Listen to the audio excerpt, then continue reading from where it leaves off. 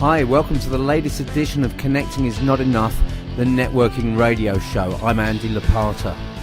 As this will be the last edition of Connecting is Not Enough before Christmas and the end of the year, I'd like to take this opportunity to wish you the very best for the forthcoming holiday season. I hope that 2012 has been a successful year for you and that 2013 will bring even more of what you wish for. In this edition, you're going to have the chance to hit me. I'll be offering some professional advice for the festive season, talking about the difference between networking and selling, and I also interview Sean Weafer about how to build high-trust relationships with your clients.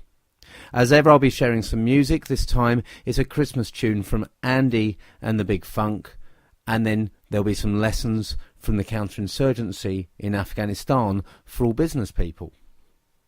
If you're struggling to find that last-minute Christmas present, the new book from Fresh Business Thinking may just fit the bill. Hit Me, How to Get Your Small Business to Punch Its Weight Online is a collection of advice from 12 business experts on how to make the most of internet tools to build your business. It includes chapters on using YouTube, Twitter and Facebook to market yourself, as well as a chapter on using LinkedIn to generate referrals that's written by me. The book is published on 7th of January and you'll be able to pre-order your copy by going to the Harriman House website. In the meantime, we've got 5 copies to give away to listeners to the Connecting is Not Enough radio show and also readers of the e-zine. So to be in with your chance of winning, please email your name and address to inquiries@lopata.co.uk by Monday the 7th of January with Hit Me in the subject line. 'Tis the season to be merry, or so we're told. But remember, always present yourself professionally and appropriately, particularly at this time of year. Don't be carried away by the social atmosphere at some events. The alcohol may be free, but there could be a high cost if you consume too much of it. Make sure that you understand whether you're going to a networking event or a social get-together, and then act accordingly. It's okay to talk about topics other than business with your professional colleagues. Although Christmas events provide you with the perfect excuse to do so, you should be endeavouring to widen the range of conversation throughout the year, not just now. It's the best way to forge relationships by finding out what you really have in common. Go out and enjoy yourself. Have some fun over the next couple of weeks, but remember, be professional at all times and just think about the impression you leave on other people.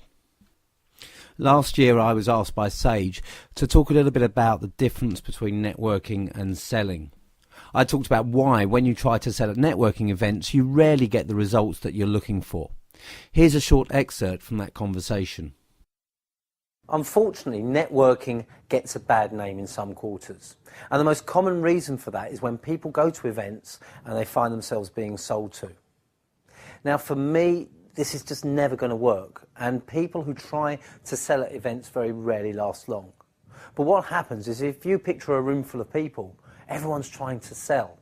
There's no one there to buy. So you end up with what I call the networking dance. And the networking dance is where 2 people go up to each other, introduce themselves, maybe exchange cards, and then one says to the other, "What do you do?" What do you do is the networking equivalent of "Do you come here often?" People don't care. But the second person then gives them their elevator pitch. This is the perfectly honed, crafted 30 to 60 seconds about what they do. The person who's asked "What do you do?" and who doesn't care listens to the elevator pitch, just waiting for it to end for the next stage of the dance, where the person who's just finished giving their pitch will say, "And what do you do?" And they can deliver their pitch. The 2 then shake hands, separate and move their separate ways. And it's a very unsatisfying experience for all parties, and that's why networking sometimes gets a bad name. Instead of trying to sell to people in your network, think about selling through them. Build relationships, find people you like, find people you can get on with, and build the relationship to the point where you want to help them and they want to help you. It's more fun, it's more satisfying, and it will produce much better results. And after all, who would you rather buy from? Someone you've just met at a networking event, or someone who's been referred to you by a trusted contact? I recently spoke with Sean Weafer on the subject of high trust relationships. Sean works with professional advisors to help them to use emotional intelligence to help them develop the strongest possible relationships with their clients. During our interview, Sean talked about different levels of trust, the alternative to the idea of a unique selling point, and also how to develop deep levels of trust in a short period of time. I'm with my good friend Sean Weafer today. Sean Weafer is an internationally renowned expert on high trust relationships. Sean works with leading professional advisory firms, some of the biggest firms in the world, on how their advisors can develop the strongest levels of trust with their client base. Now, obviously, trust is very, very important to anyone who's watching this video or listening to this interview. So, Sean, high trust relationships, how does that differ from a straightforward trusted relationship? Where's the difference? Well, there are different levels of trust in relationships. So, for example, you and I might trust each other, Andy, but we may not share everything with each other. We'll hold something back. So, but in a high trust relationship, you have an absolutely compelling relationship with someone. That means there's no barriers, there's no resistance, there's no hesitation or reservation whatsoever in sharing fully the information with you. It's a compelling relationship. That means that when a client is looking at you, they see you as their absolutely go-to person to get in that space. And a big problem with business advisory or professional advisory firms is while they're usually technically expert, they have great IQ. Where they're falling down is on their EQ or their emotional intelligence. And the way the world is today is that I'm going to have a very compelling relationship before I even consider you as an advisor. So what I do is I work with them to help them understand the power of the emotional intelligence and how to deploy that so they can eventually learn how to deploy their technical expertise.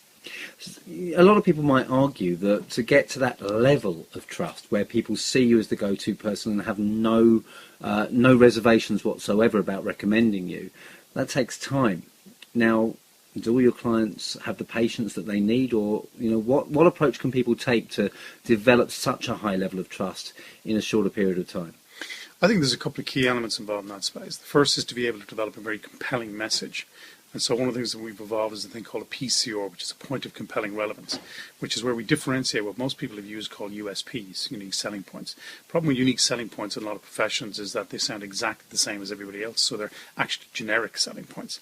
So part of the work that we do is we start helping them develop these points of compelling relevance, which is language that is simple, concise, meaningful, and present tense, and has a really powerful emotional impact on the individual right from the start.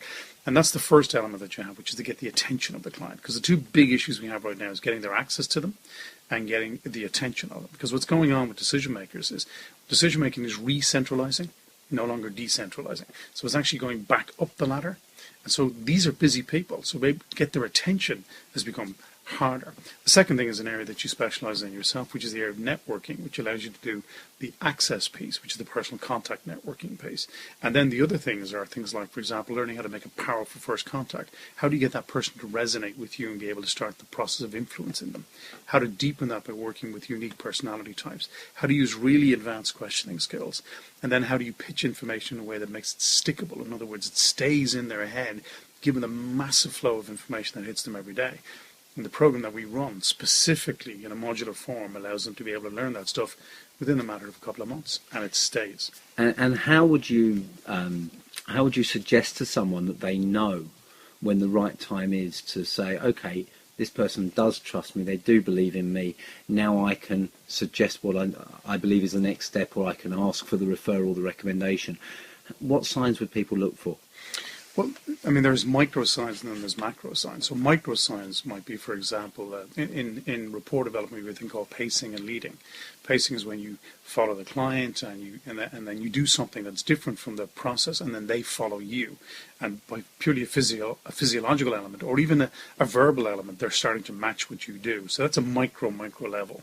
A macro level might be where you put in a proposal and they've come back to you and said, we got X amount of price off somebody else. If you can match that, we can give you the business. So they're actually feeding you intelligence, information, because they want you to get the business, and that you're able to work on that basis. So these are like micro and macro elements of indicating where that powerful relationship is at. So you need to be listening, you need to be alert, you need to be yeah. picking up those signs. What we talk about is we have to learn what we call become consciously aware of engagement.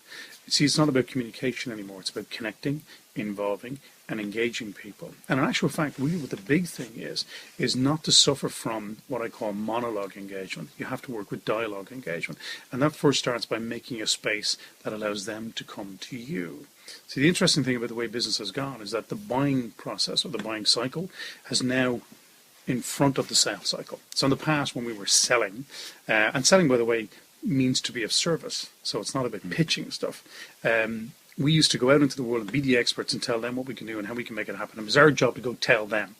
Well, now with the internet and with peer-to-peer networks and all kinds of stuff, what happens is people have actually gone and done the research before they even consider talking to you. So what they don't want from you is you acting like an expert and telling them what they should be doing. What they want from us is to be able to interpret the data they've already gathered to make it meaningful to them.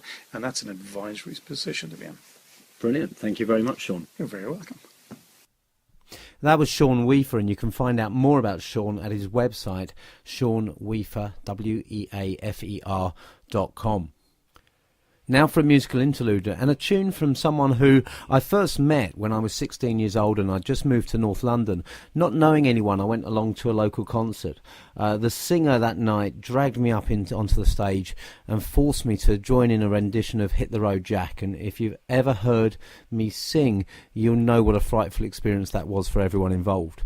A lot of people in the audience that night later became friends of mine, and that included the singer.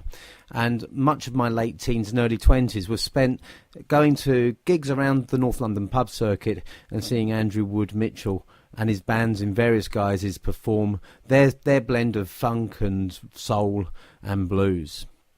Fast forward a few years after Andy and I lost touch, and just after I finished giving a talk at an events network one Christmas, I listened to the band and I recognised the familiar tones of the singer. It turned out to be Andy, and he's still performing, still playing in various concerts around London, and he's with a new band now, Andy and the Big Funk. So I asked Andy if I could have a track from him for the networking radio show, and given the time of year, we've chosen Christmas Lie from the new album from Andy and the Big Funk, He Ain't Heavy.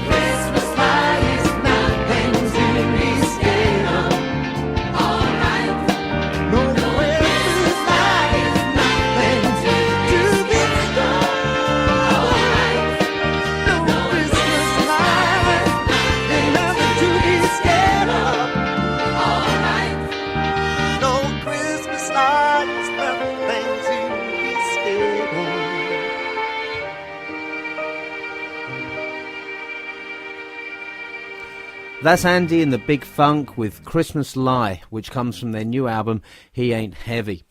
To finish off with, on this latest edition of Connecting Is Not Enough, I want to talk about winning hearts and minds. Across a lot of my writing and speaking, I stress the importance of building and developing relationships, pursuing the relationship rather than the sale. One of the traditional issues with the perception of networking among many people is that too often people have felt hunted, or have been the hunters themselves. Neither position leads to a satisfactory conclusion. Of course, the power of getting to know someone and winning their trust in order to achieve your objectives has a great amount of relevance in our day-to-day interactions. You know, networking isn't just a business tool. I recently finished a wonderful book, In My Father's Country by Saima Wahab. In the book, the author, who's an Afghan-born woman who emigrated to the US as a teenager and then went back to Afghanistan as a translator for the US forces, shares the story of a picnic during the early days of the US presence. There's a lot we can learn from the US Army's move from a transactional approach towards their Afghan hosts to seeking to build stronger relationships. In the book, Saima Wahab says, the Army's standard approach to interacting with regular Afghans is to devise a mission. Let's go to village A and see whether they need a school and complete that mission in the shortest time possible, preferably in the same day. Most PRT missions are designed to be short, featuring a straightforward goal that can be measured at the end of the day. Once the event is over, everyone hops into their Humvees and races back inside the wire to work on the storyboard that inevitably concludes with mission accomplished. But this casual gathering was something else entirely. It didn't seem to have anything to do with anything measurable. Judy, the commander, the soldiers pulling her security, and some local agronomists were just sitting around talking, getting to know one another, becoming acquainted with each other's culture. The phrase winning hearts and minds was first coined by the British General Sir General Templar during the British campaign in Malaya in the 1950s. The answer to defeating the insurgents, he said, rests in the hearts and minds of the Malayan people. It was then adopted by US President Lyndon Johnson during the Vietnam War. It's a phrase that many people will recognise today, and it became core to the US counterinsurgency campaign in Afghanistan. Rather than impose the will of the army on the locals, win their support by engaging with them. Of course, a campaign based on relationship building and winning hearts and minds has got to be authentic and come from genuine interest in the other party, rather than a box-ticking exercise. But when such an approach is authentic, the rewards can be tangible. Saima Wahab goes on in her book, this may not sound like much. Today we have a greater understanding that building long-term relationships with the Afghan people is critical. But in 2005 it was very unusual. To most soldiers, Afghanistan was just a tour of duty.